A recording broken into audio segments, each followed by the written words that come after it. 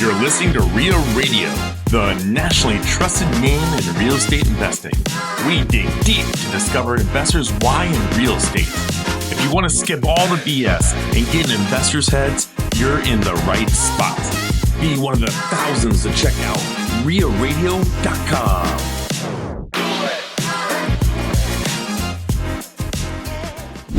Welcome to REIA Radio. This is the Real Estate Rundown with Megan Ahern and Ted Kosh. Yeah, that was good. Was it good? Yeah, you knew exactly where we're going. I don't have a deep enough voice. I'm like, Ted Kosh. You don't need a deep voice. I am so excited not to have Owen here and have you to look at. We say that, dude, because Owen's so old. And, you know, what, you're probably about 30 years younger than Owen? Is he 65? Yeah, right around there. Oh, my God. I wouldn't have guessed Owen was that old. Yeah, he's right around there. Oh, okay. Yeah, so. That's really old. Gross. No, he's 50. I was like, I don't think he's that old. But he can pass for that old. He looks great if he's 65. He is a ripped old guy, though. Yeah. So we'll give him props. I went to his caffeine cap rates last night. Yeah. Or yesterday afternoon, and Andrea Foley was running it, and they didn't get the big room because like, oh, nobody's going to show up, but it was still a full packed house there. Yeah. But, you know, Owen really commands the room like he commands the podcast. Mm-hmm. And so it was just more like general conversation going around. But I had a client that flew in yesterday to walk his portfolio, and he definitely wanted to go check out some events. And he's like, listen, every episode. So shout out to Jackson. And he's like, but Owen wasn't there for him to meet. So because he's out of town on vacation. I haven't been to one of those in a while. It's been probably a few months since I did the coffee and cap rates. How's that going for him? It's a pretty big group. Yeah. And we started promoting it for him to bring a little extra flair, and he does a great job with it. Yeah. You know, it's a different feel. It's a very high level group. So I would say that there's generally no rookies that are in that group at all. Yeah. So it's like a little mini mastermind in some ways that where he buys the drinks and food too. So that's cool. He puts his credit card down and have fun with it. Yeah. I'll have to come by. We haven't seen you at a REIA event in a minute. I know. You don't even come. It's like you don't come to Omaha anymore. I've just been working, man. I've been working. Like when I get stuck on something new, I get so obsessed with it. Yeah. And I'm just in that space right now where it's new and fresh. And it's like real estate is dead to me. Like, fine. Yeah. I'm flipping 30 houses this year, but it goes on like kind of the back burner. I don't have to really fart around with that.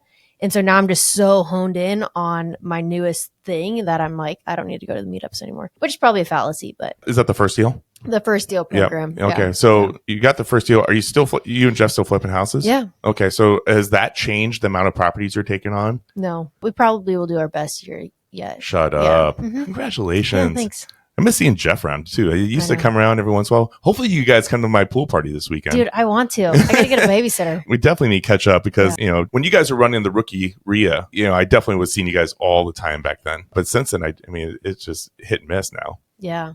And yeah. So what role has he taken on now that you've really taken on the first deal program? Yeah. So he's stepped into the acquisition side a lot more. Okay. That was usually my baby previously. And so he's really hard for you to give up. Not really. And I was kind of slacking at it. So at one point, I don't know, maybe 4 months ago or something, Natasha, who runs all my projects, calls me and she's like, hey, the guys are done over here. They're wrapping up this project. So like, what's next? Like, where are we putting our crews at?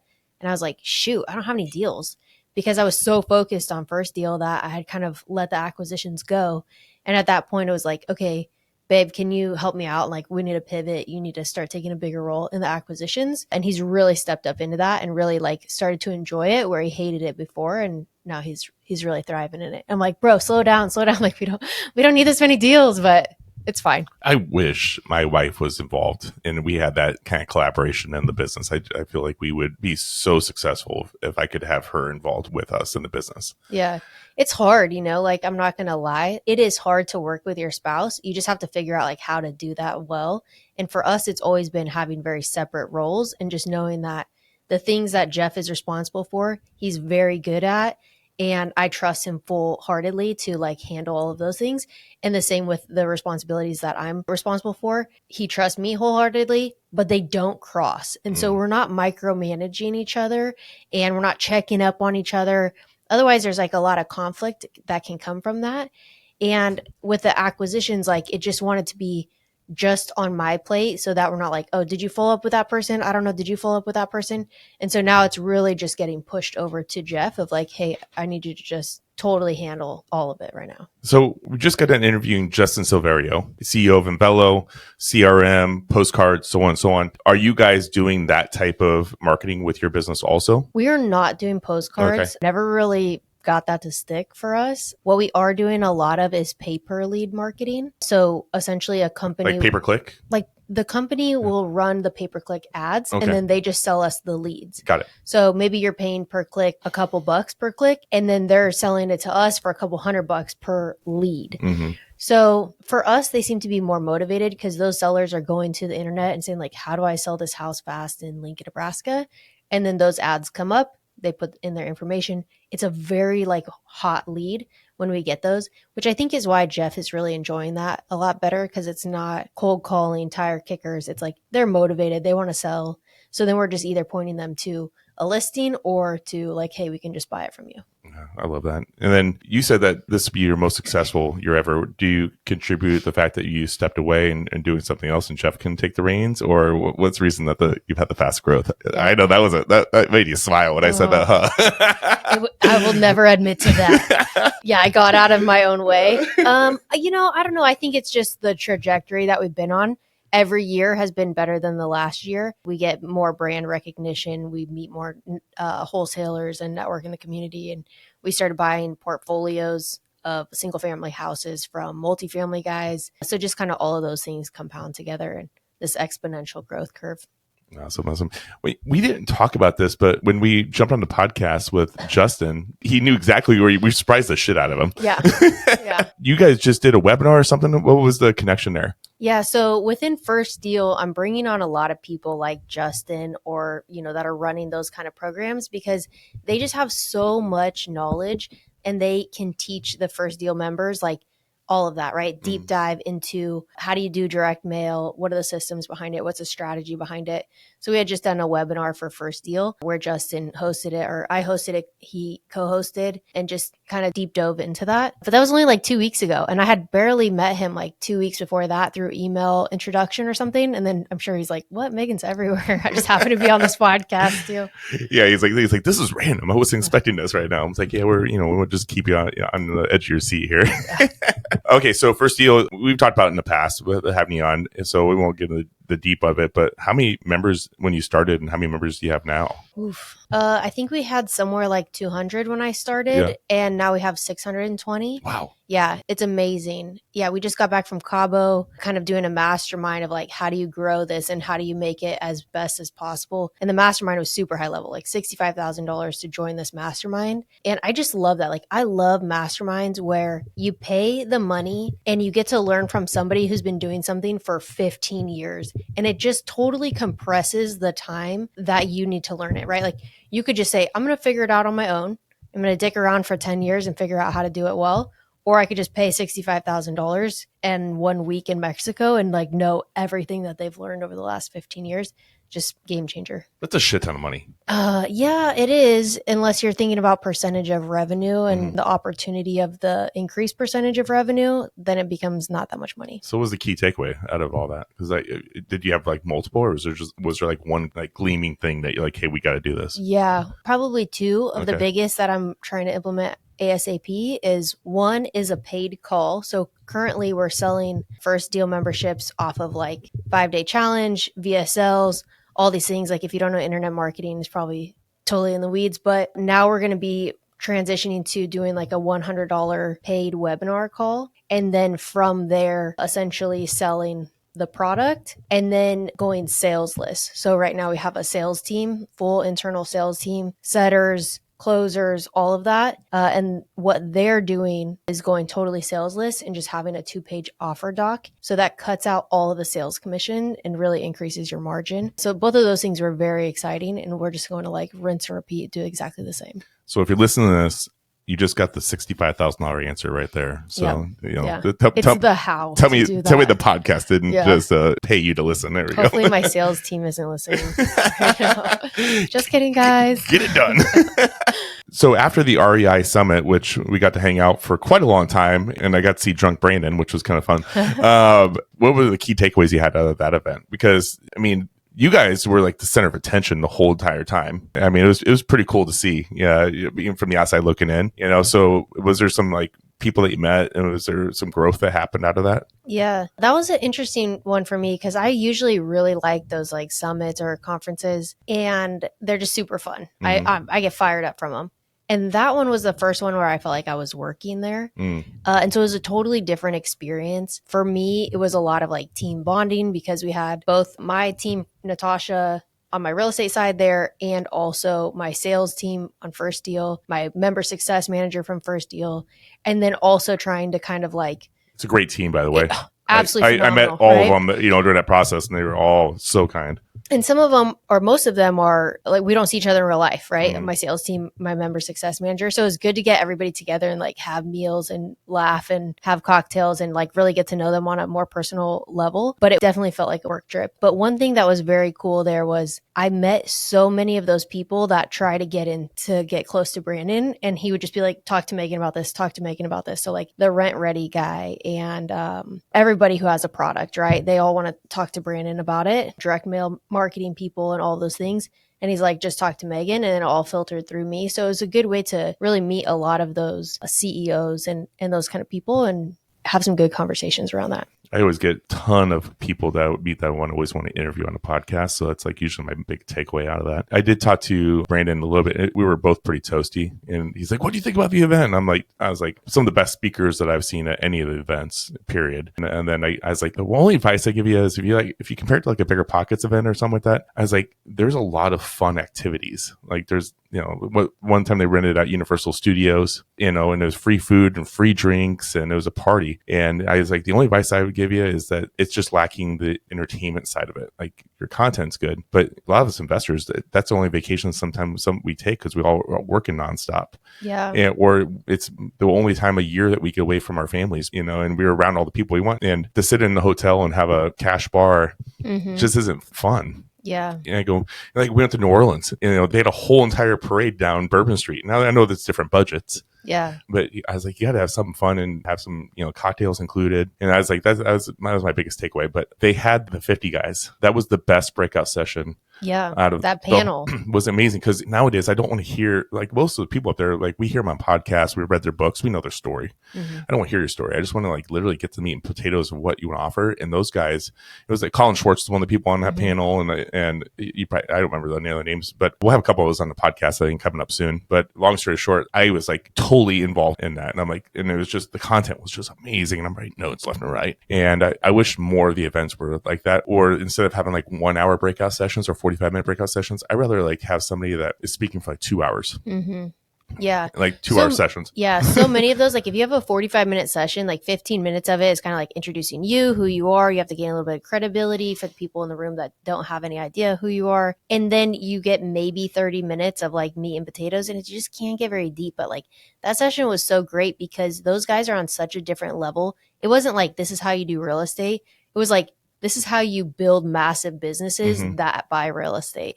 And having that kind of level of understanding about those things, it just brings a whole different aspect to the conference. I just don't understand why there's conferences that have like, I want 2 to 3 hours of that panel. And, where they just can not have to worry about the time limits and just talk. Yeah. I've seen Pace Morby speak a dozen times. That guy just gets going. Like, did you see how 50, 60 people surrounded him? He just kept on his conversation in the middle of the lobby. Oh, yeah. If he just gets going, that guy needs 2 or 3 hours. He doesn't need to be a keynote, but if you got some of these great names on there, like who was that guy that was originally from another country? He was, and he had a shirt, and he had a story of being an immigrant. And was it Thatch? Thatch Wynn? I mean, oh my gosh, God, yeah, he can just go forever too. I was like, and he's so high energy. And he was a keynote. I wanted to listen to him for another hour or two, and I feel like he had it. Yeah, and he gets people so pumped up. I wasn't in that session, but Natasha was in there, and like, she doesn't own my business, right? She just works in it, but she's all excited. She's like, oh my gosh, ADUs, we need to be doing this. Like, it's just because Thatch is totally pumping her up on it, but she's like, we could build an ADU on this property. We could build an ADU on this property. These are the codes. I'm like, dang, girl. All right, settle down. We need to get Thatch on. Yeah. Yeah, for real. Let's get Thatch. You do the interview with Thatch. Yeah. That guy, that'd be fun. That guy is fun. Oh my gosh. But I mean, like, I want to go to a conference where it has all these names, and I want to listen to have a minimum 2 hours with everybody, with the people that you really want to listen to. Like maybe it's just one guy that there's just 3 speakers that speak 2 hours. Then you still have your other breakout sessions for the people that really need that. But I mean, that would be a conference that I would want to attend. Yeah. And then has a free open bar afterwards. Yeah. Yeah. I like having that gap at the end too, because I feel like so much of what you learn or what you get from a conference is from that LobbyCon experience, right? Like meeting the other people, those contacts, the networking, it's almost bigger than the content that's being provided. It's like real. If you really want to be smart about it, there were so many people at that event that didn't ever buy tickets and they just hung out in the lobby. And which is smart because that's where all the contacts are made. Yeah. I mean, honestly, if you're a big enough group, which they are, I personally would have a private bar area and just say, hey, this is our private group bar because everybody's going to want to hang out there anyway. And then I wouldn't have that open to public. Yeah. And then that way only ticket holders can get in that private lounge hangout area. You know, not a VIP, just where the social is. Because then that kicks out all the tire kicker people that are just trying to mooch on the event. Yeah. And it puts all the serious people in the room. Yeah, for sure. See, I'm full of ideas. Look at you go. I know. Look at you. Just give me this. Just put me in the group to get some advice on this. I'll pick apart your ideas. Well, I still need to talk to Brandon about his idea too. I know. I was just thinking that. That's fantastic too. Like, I'm not sure if I'm allowed to say that out loud. Yeah, I will just leave it there. Okay. Yeah. So cool. Well, I'm gonna tell you what right now. You know what I haven't done until last night for 2 months? What? I had my first sip of alcohol. Really? So I made a goal. I said, I have some loans I'm paying off right now with a partnership that went south. And I've talked about that before. Did you say north or south? South. And it didn't go north. Yeah. And so it went south. And long story short, I'm like, you know what? Unless it's a special event I love my cigar whiskey events. But I just did the samplings, a vacation or like a special event we do. So just very limited. I'm not going to have a drink. And the reason is not because I can't handle it, but I needed something in my mind to say that, nope, Ted, you're not allowed to do this, to push me. So it's like, I'm going to pay this loan off. I'm going to raise the money to get that. And as soon as I hit that, I'm halfway there now, then I can start drinking again. So not why I'm not having an old fashioned on the podcast right now. Yeah. And I've talked about this before, but last night I had a whiskey tasting. And it was kind of nice. I did a couple little sips, drank my soda, which was just a little sampling. But I am going to drink at my pool party, which is we do one pool party for our anniversary every year. It originally started that we used to invite just everybody that was in our wedding party. Oh, that's cool. And my wife has got massive OCD, so she don't like to have a lot of people in the house and so I get them allowed to have one party a year. And so you're like, it's got to be a banger. I'm inviting everyone. I'm like, so last few years, I'm like, I invite everybody and I make my special sangria and I'm so excited. That's so fun. I'm not excited about all the housework I got to do tonight when I get home, but yeah. I'm excited for it. I really hope I can get a sit. Oh, I know. We'll see you guys out. I haven't seen Jeff out in so long. I know. But then when he takes his shirt off, we all feel really fat. I know. Y'all will feel bad. We're just not going to come mood. So that we don't make you feel bad. Just tell him to keep his shirt on. Okay. We won't know what to do. Okay, so before we move on, like, I want to know, do you feel like, other than just the motivating factor, do you feel like not drinking lately has been helping you to like do more? Or is there like something you feel better, you feel more clear? Or is it just like you want to be able to reach for something? The only thing it's done is saving money. Yeah. Because one of our biggest expenses on podcast is buying whiskey. And then I take clients out probably 3 times a week to a cigar bar for my meetings. So instead of buying a $20 old fashioned, which I usually will have like 2 during a meeting, I'm drinking iced tea, which is $2.39 there. I found out. And so saving costs. No, I feel like I'm actually a lot easier to talk with when I had a drink or two. Mm-hmm. I hate being drunk unless I'm having a pool party. And so I don't ever get trashed. Yeah. It's always been kind of like a 2-drink thing. Mm-hmm. So it hasn't really affected me at all. Cool. You know, I think there's people that drink and they can't ever stop with 1. Yeah. Like I'm totally content with 1. Yeah. I'm in that camp. Clearly. Yeah. I'm either 0 or all the way. A bottle of tequila and making bad choices. And then it ruins my next day too, right? Mm-hmm. It's like if you're hungover, then you're foggy the next day till about midday. And then it just kind of like a self-compounding issue. Then you don't go to the gym. Then you don't, I don't get hangovers. Oh, well, look at you. Unless I have alcohol poisoning. Oh. Yeah, it's the only time I'll have a hangover. But no, I don't get hangovers. Oh. Aiden, do you get hangovers? Yeah. Yeah, he said yes. Yeah. You're young. I'm surprised. I don't think it's an age thing. Yeah, I mean, I'm 45. I still don't get them. But sometimes if I just was getting stupid, like my younger years, is the only time I felt like crap the next day. So I don't know. I guess it's good genes in that area. Yeah, lucky you or unlucky you or something. Yeah. Well, I know today Megan's got our Golden Nugget. What is today's Golden Nugget, Meg? Okay, so on the podcast, we talked with Justin about hiring, and that was one of his biggest challenges, right? And that's always a big challenge, managing people, hiring. So today's Golden Nugget is, I'm just going to let you know how I hire, because I think we've been very successful in that. So what we do is we will post for a job, and then when we get those applications, we immediately send them an email that says, thank you for applying. Before we schedule an interview, we would like to have you perform a task for us to see how you do with this. And we spell out very, very detailed task, and it will have a lot of different parts to it. So some of it we're wanting to test. 1, are they even willing to finish the task or complete it? 2, can they do it correctly? Can they follow instructions well? And then 3, we're going to put in a component that's like a critical thinking component.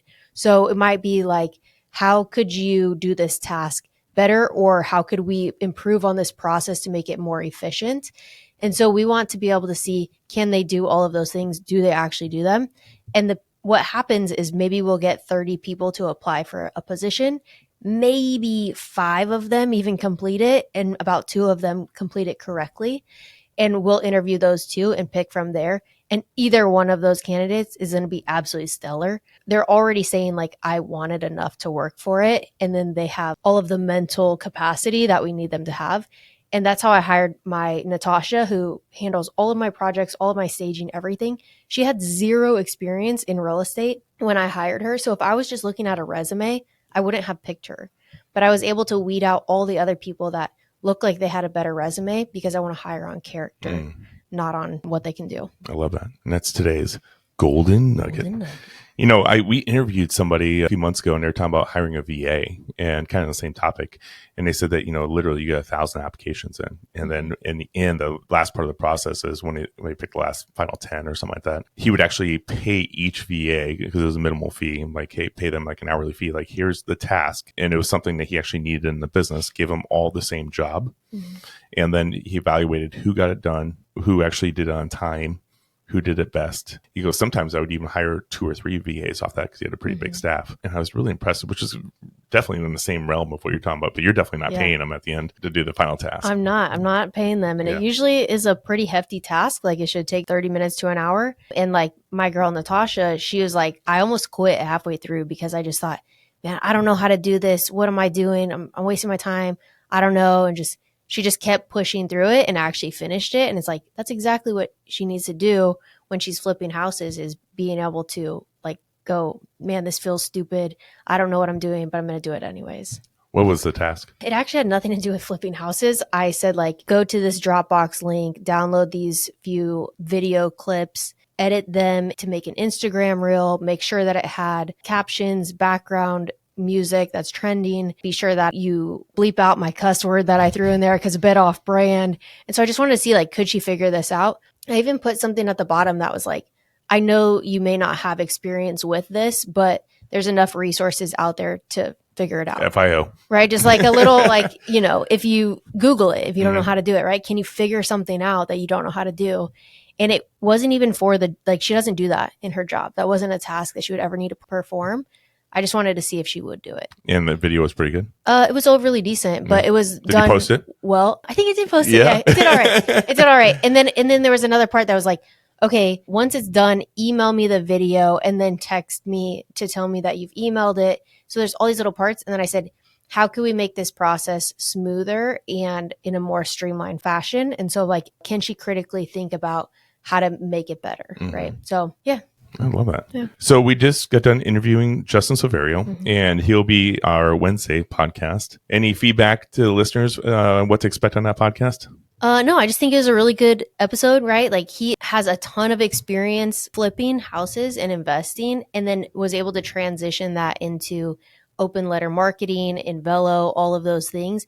And I think that when you have someone that opens a company like Open Letter or like Envelo that was investing and flipping before, they have just a much different outlook than if they're just a software minded person, right? So there's a lot of good nuggets in there. One thing I thought was kind of cool too is that I actually had to listen when I was going to do my research. I had to listen to 2 really old school episodes of BP, like episode 59 and then like 198, if I remember right. and Josh Dorkin was still the podcast host on those episodes. Yeah. And then current host of BP, what's his name? Dave Meyer. Dave Meyer. It was his first ever time being on the BP podcast, and he was a guest host on that second one. But the reason I bring that up is it was already back to like 2014 and 2016. And at the time, he had nothing to do with Envelo. In that first episode, he's literally talking about, being a contractor, doing flips, getting so many mailer responses back that he couldn't handle the leads. And it was like, I think I'm going to start hiring a VA to help me so I don't miss out on these opportunities. And then here he is, he creates this company called Envelo, which is now ended up being right off the kick a Fortune 5000 company that he created. And just for these investors to fill the answers to the problems he was having in his business. And it was kind of cool doing that research and hearing about all his problems in his construction and getting the leads and how he created this solution out of it. And now that's his main focus. And now he's not doing any construction. Yeah. Sounds like he needs to. It sounds like he's got the little itch. He's got a little itch. Yeah, going for it. It's so amazing too. Like when you think about that, what was that? Maybe 2014, 2016. And he's like, man, I think I need to hire a VA. Fast forward like to now, which I guess is 10 years. Feels like time flies. He's got, what did he say? 35 people on his between staff. two companies. Yeah. Between two companies. And it's like, man, that a lot can change in 10 years. If you lock in and just do something for 10 years, you'll be unrecognizable. I really liked how he got really raw too about the work-life family balance. Yeah. He's got a 12-year-old and a 14-year-old and how he has to make time for them because it's crazy to think. He's like, my 14-year-old's only going to be living in my house for probably about 3 more years. So this is my time to have with her before she goes on and moves out and has a family, and you don't get that time back. Yeah. I always say like you only have 18 summers with your kids, so you got to make them count. And like we always try to travel a lot in the summers and like really spend that time. You guys do a good job of that. I try. Yeah, I mentioned this before, but we stopped doing gifts for the kids. So now, my daughter had her 8th birthday. We're like, hey, do you want to go to Minnesota or do you want to go to Kansas City? And she's like, roller coasters. Yeah. So we went to World's Fun Oceans of Fun. That's awesome. And she's an adrenaline junkie. It just scares the shit out of me. And then my son's birthday is coming up. I know he's not going to listen to this episode, but so we're going to give him, we're big Vikings fans. So we're going to go up to Chicago and do Monday Night Football. Very cool. And go see the Vikings play down there. Our goal is by the time he's 18 to go to every football stadium, but I don't know. That's going to be hard. Yeah, there's a lot. Yeah. And so, we're in Chicago because they're going to tear down they're going to go away from Soldier Field. And that's iconic. We got to go to a game in Soldier Field. Yeah, that'll be fun. So, and then we just got passports yesterday for the kids. So we can go to possibly Mexico for Christmas. Nice. Instead of buying gifts. So trying new things because my daughter got a Taylor Swift jacket. She begged and pleaded for this Taylor Swift jacket. I'm not a Taylor Swift fan, by the way. And it was like an $80 jean jacket. That's wild. We had to just give it away, and she never wore it one time. Oh my goodness. Yeah, what a waste. What value? Even like the little kids, like I got a 5 and a 6-year-old and an 8-year-old, but the little ones, like they just get all these little toys with all the little pieces, and then they just lose the pieces, and it's like just chaos. I hate the gifting thing. I filled up my whole entire truck bed with Goodwill donations, all of their gifts over the years. And I'm like, that's a trip or two. Yeah. It was a decent tax write-off for my Goodwill, but that's a trip or two, you know what I mean? So come on. So awesome. Well, Megan, thank you so much for filling in. We always appreciate your presence on here, and I wish you were around more often, but we do need to get another camera in here. Thanks for having me. I know. So just so you know, you're always welcome here. If you ever have a guest that you want to interview, just let us know because you always got some fun ones. Yeah. And I keep them in my back pocket. I just collect them. We're happy to kick out Owen or kick out myself to do those interviews. So you just let us know whenever you want to do that. If people want to find you on socials, where should they find you? _Tatty, TATTY _investor, the Tatty Investor. And we always tag Megan in all the episodes she's in on our Instagram, REIA Radio. So if you don't remember that, check out the tag on REIA Radio's Instagram and you can find her. If this is your first time, please leave us a 5-star review on any format that you can find us. Specifically right now on Audible, because some reason we lost our ratings on there and it shows 0 rating. And so you need some written reviews on Audible. We don't think about Audible too much. I didn't even know you could watch or listen to podcasts on Audible. Yeah. And on Spotify, as of a couple months ago now, all of our videos are on the podcast Spotify. So we're on YouTube and Rumble also, but you can watch us on Spotify now also. Nice. Very so cool. We're getting really crafty. Yeah, right you're all over the place. Well, with that, Megan, do you want to see us out? No, I don't. Okay, I'll do it. Okay. On behalf of REIA Radio, I am Ted Kosh. I am here with Megan Ahern and Aiden Bear, and you've been listening to REIA Radio. Sign off.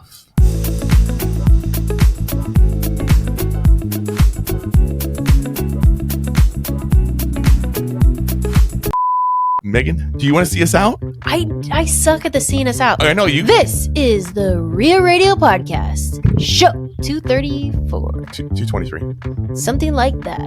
223. No, it's not. Yeah. Is it 233? Okay, you're right. 233. Just radio and do it again. I forgot. It's dead. It's dead now, guys. Okay, I'll do it. Okay, go for it.